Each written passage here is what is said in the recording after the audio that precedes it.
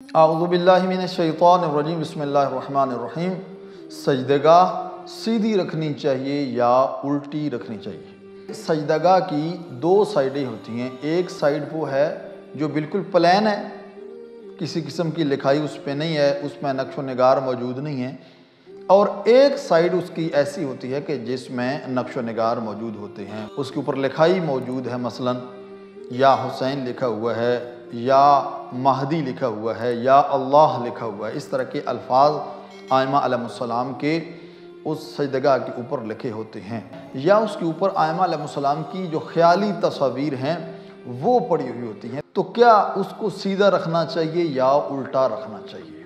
उसमें पहली चीज़ ये है कि अगर लिखाई वो इतनी ज़्यादा उभरी हुई है कि जब आप सजदा करते हैं तो आपकी पेशानी उस सजदगाह के ऊपर सही तरीके से नहीं आती।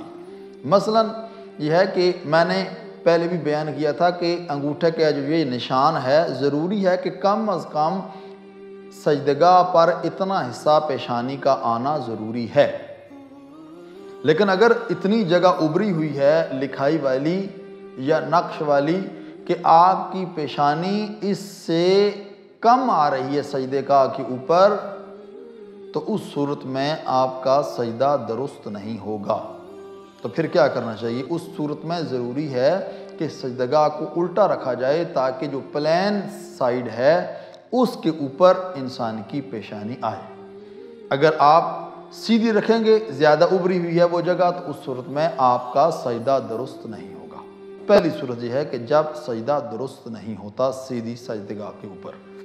दूसरा यह है कि अगर सजदगाह के ऊपर इतनी मैल जमी हुई है, इतना रंग उसका काला हो चुका है कि सजदगाह की जो असली सूरत है वो खो चुकी है, तो उस सूरत में भी ज़रूरी है कि उसके ऊपर सजदा ना किया जाए, उस पर सजदा दुरुस्त नहीं होगा।